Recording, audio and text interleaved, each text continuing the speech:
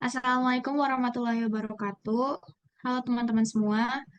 Perkenalkan, kami dari kelompok 2 di mata kuliah Rekayasa Biokimia.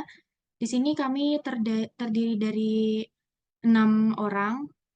Yang pertama itu saya, Bunga Nurhalifa dengan NPM akhir 03, Jihan Padilla dengan NPM akhir 08, Aida Fitriani Kusniawati dengan NPM akhir 16, Virgi Siswantito dengan NPM akhir 25, Irfan Maulana Ibrahim, NPM akhir 38, dan Siti Nurhayati, NPM akhir 51. Nah, di sini kami eh, ingin mempresentasikan mengenai microbial Hylanus and their inter-industrial application in pulp and paper biopla bioplacing review. Di sini kita dikasih jurnal review ya, jurnal tentang tentang biokimia ini. Nah, di sini ada aplikasi produk industrial atau komersialnya. Nah, kelompok utama enzim di industri yang mampu mendegradasi kilan menjadi bahan bakar dan bahan kimia terbarukan. Selain eh, selain ada juga penggunaannya dalam industri makanan, kertas dan pulp. Jadi bakteri kilen ini itu tuh dikomersialkan itu di industri makanan, kertas dan pulp. Baik, selanjutnya di sini ada tabel yang menunjukkan beberapa produsen silanase komersial dan aplikasinya. Sebelum masuk ke produsernya, kita tahu dulu ya, silanase itu apa? Silanase itu merupakan enzim yang berfungsi untuk mendegradasi polisakarida ya, yang menjadi silosa serta memecah dari hemiselulosa. Nah, di sini ada beberapa produsen di dunia, seperti contohnya di India yang menghasilkan produknya bernama Blazim F. Di sini biasa diaplikasikan untuk pub basing. Kemudian di sini juga ada beberapa negara-negara lainnya. Kurang lebih untuk aplikasinya itu kebanyakan digunakan untuk pub basing ya. Kemudian untuk yang lainnya ada untuk baking and food, feed, brewing ini untuk beer gitu. Kemudian untuk makanan. Kemudian sebagian besar hasil nase yang dilaporkan itu menunjukkan hasil yang rendah dan tidak sesuai dengan proses fermentasi standar yang tidak memenuhi permintaan dalam sebuah industri, sehingga proses tersebut itu menjadi tidak ekonomis.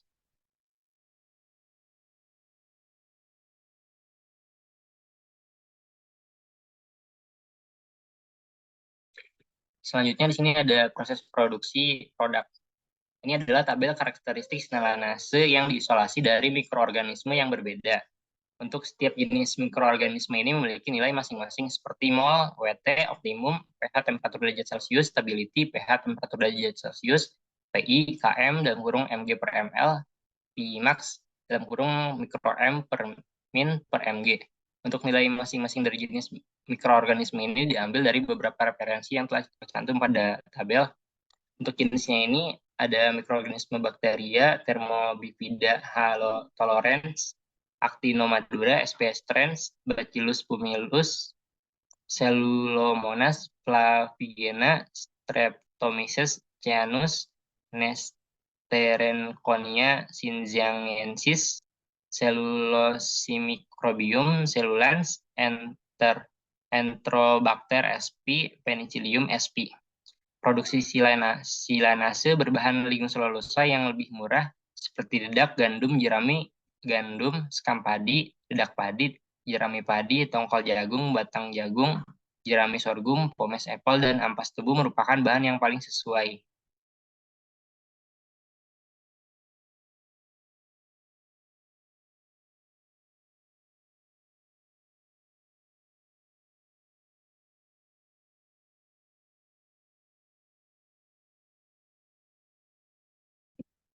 Selanjutnya ada substratnya, yaitu substrat untuk fermentasi keadaan padat pada mikroba tertentu. Dedak gandum ditemukan menjadi substrat terbaik untuk produksi silanase secara alkalofilik Paenibacillus polymatica CK WK1 dan bersifat alkalofilik Streptomyces T7. kadar silanase tertinggi terbentuk ketika mikrobiom selulens ditanam pada pomanel apel, tongkol jeruk, tongkol jagung, serbuk gergaji, bubuk bit gula, dan ampas tebu. Selanjutnya ada jalur informasi. Di sini yang sebelah kanan di sebelah kiri itu jalur informasi silanase dari lignoselulosa untuk biobleaching. Nah, selain untuk biobleaching, silanase dari lignoselulosa juga bisa menghasilkan xilitol dan etanol. Seperti pada gambar bisa dilihat ya teman-teman.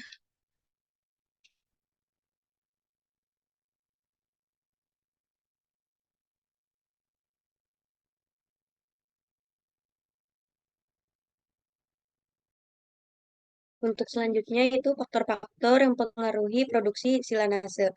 Ada 3 faktor yang mempengaruhi produksi silanase, yaitu yang pertama itu induksi enzim.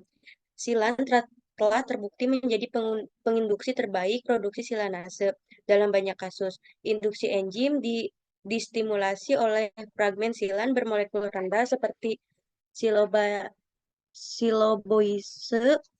kilstriose, dan silooligosakarida dari silosa dan glukosa serta isomer posisinya. Faktor yang kedua yaitu faktor substrat.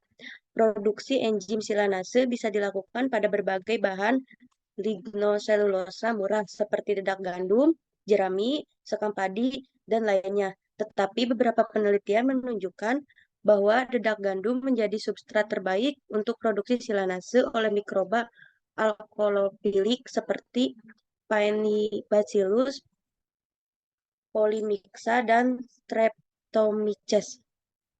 Faktor yang terakhir yaitu faktor nitrogen. Sumber nitrogen organik seperti tripton, eksat, ragi, pepton, dan tepung kedelai berperan penting dalam meningkatkan produksi enzim silanase.